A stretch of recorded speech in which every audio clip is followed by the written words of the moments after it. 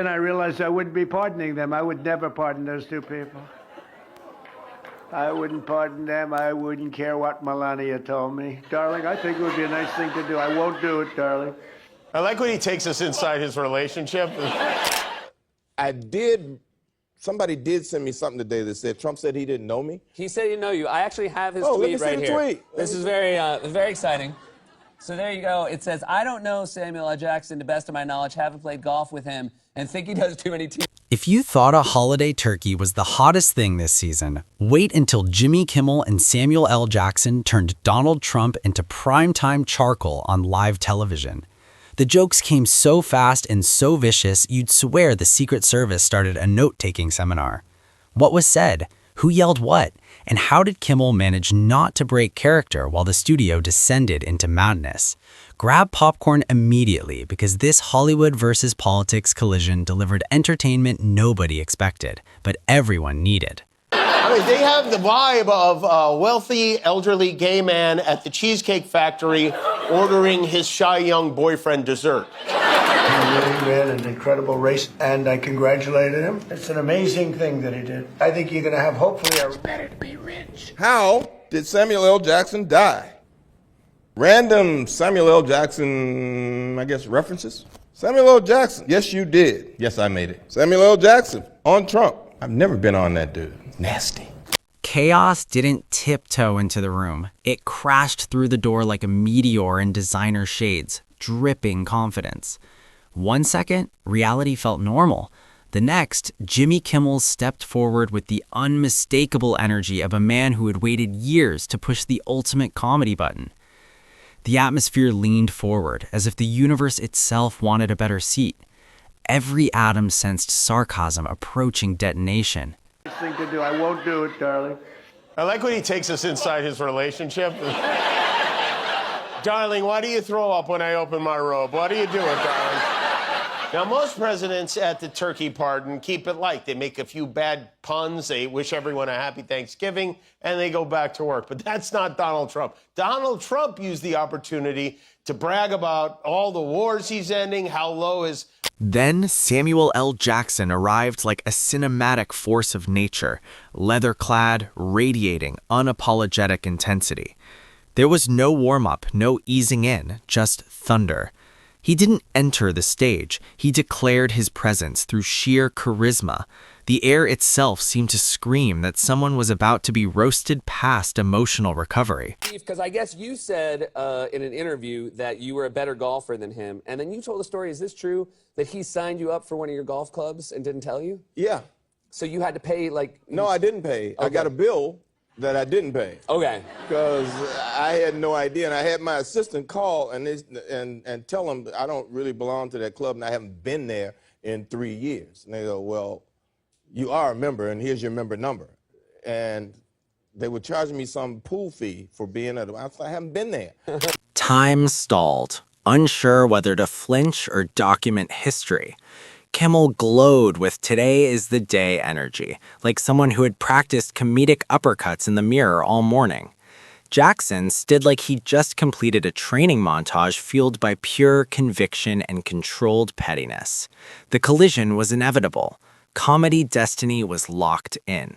Out of nowhere, took shots at the mayor of Chicago and the governor of Illinois. The mayor was a low IQ person. The mayor is incompetent, and the governor is a big fat slob. Happy Thanksgiving, everybody. I mean, seriously, though. He says a lot of crazy stuff. In that same press conference, he said there have been no murders in Washington, D.C. in the last 6 months because of him. There have been 62 murders in Washington. Nothing peaceful survived that moment. Zen packed its bags and left. Two sarcasm-powered titans discovered a shared mission: unleash a roast the audience was not emotionally prepared to endure. Trump stepped into a realm ruled by irony, where dignity was optional and mercy didn't exist. Kimmel struck first, hurling satire like anvils from towering skyscrapers. No softness, no sentiment, just precision-crafted commentary pulled from every headline America ever side-eyed. Each punchline slammed in like a runaway shopping cart with no brakes. The audience didn't just laugh, they short-circuited. Then Jackson joined in, delivering improvised lines with the focus of a master who treats sarcasm as a combat discipline. Every sentence landed like a calculated airstrike. But is that true? You say you claim right here you have met him. Yeah, I met him a lot. You've played golf with him. I played golf with him. He I claims- actually played golf with him with Anthony Anderson one day. Gotcha. And we were all playing together, and we clearly saw him hook a ball into a lake at Trump National in Jersey. And his caddy told him he found it. Now, was the caddy soaking wet when he said this? No, he was not. The rhythm felt like a drum solo built entirely from ego-shattering blows. Laughter echoed in that uncontrollable way usually reserved for roller coasters and near-death thrills. The roast didn't simply hit, it lingered, slid, and came back for more. Trump became the unwilling centerpiece of a comedic landslide that didn't even require his physical presence. Kimmel wasn't done. He revved higher, fueled by caffeine and microphones, flipping news cycle moments into punchline confetti. The room vibrated like it was plugged into a universal laugh engine. Had laughter burned calories, the studio would have launched into orbit. Jackson followed with another verbal victory lap, his delivery crackling with theatrical electricity. His voice came with its own soundtrack, no background music required. Really look at himself in the mirror and go, I am thin. I am so thin, I can comment on others who aren't. So, Governor Pritzker, if you're listening, let's get your act together. Invite us in. I had a little bit of a Pritzker joke. I was going to talk about Pritzker and size, but when I talk about Pritzker, I get angry because he's not letting us do the job. So I'm not going to tell my Pritzker joke. They have a very cute little joke, you know. Some speechwriter wrote some joke about his weight, but I would never want to talk about his weight. I don't talk about people being fat. I refuse to talk about the fact that he's a fat slob. I don't mention it. I don't know if that's sarcasm or short-term. Even the stage seemed to applaud. Trump, wherever he was, had no clue how devastatingly entertaining this spectacle had become. The jokes landed with ballet-level grace and cartoon explosion destruction. The roast barreled through political history like a Looney Tunes documentary. Satire wore brass knuckles dipped in glitter. Punchlines multiplied, evolved, and formed their own ecosystem. Callbacks returned like boomerangs guided by expert hands. Audience members trying to stay composed failed spectacularly. Jackson commanded the room like the final boss of verbal annihilation. Every gesture cinematic, every pause intentional. Laughter reached historic levels, the kind future historians might chart. Cameras caught people gasping, gripping chairs, surrendering entirely. Even security cracked smiles like teenagers discovering hidden yearbook insults. At the White House for the incoming mayor of New York, Zohran Mamdani. Most people were expecting fireworks, but they did not expect them to be the Katy Perry kind. Just days ago, you referred to President Trump as a despot who had betrayed the country. You said you'd be his worst nightmare and accused him of having a fascist agenda. Are you planning to retract any of these remarks? I've been called much worse than a despot, so it's not that insulting. Are you affirming that you think President Trump is a fascist? I've spoken about... That's okay. You can just say yes. Okay. So. All right. Okay. Yeah. It's easier. It's easier than explaining it. I don't know. I don't mind. Who are we kidding?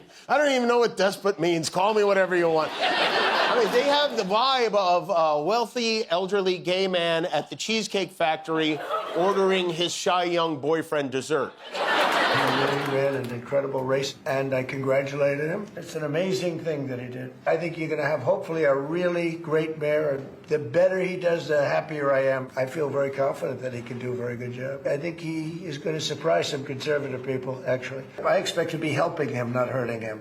A big help. We're going to help him. We're going to be helping him. I'll be cheering for him. A lot of my voters actually voted for him, and 1 in 10. And I'm okay with that. What a turn of events! It was like he was giving a wedding toast to his new son-in-law. He's effusive. It's almost as if, and I know this sounds crazy, it's almost as if Trump doesn't have any real political convictions at all. He just says whatever, whenever. I mean, look at these two. They're smiling. He's grabbing his hand. He's touching him all over. He could not keep his hands off the Zoran. I mean, get a Lincoln bedroom. Sarcasm spun through the studio like a full-force hurricane. Jackson matched Kimmel beat for beat, elevating the energy as if comedy were an endurance sport. No flaw was spared, no ego escaped unscathed. Every viral moment, misstep, and gaffe was fed into the furnace. The audience watched like jurors in the funniest trial ever convened. Impartiality never stood a chance.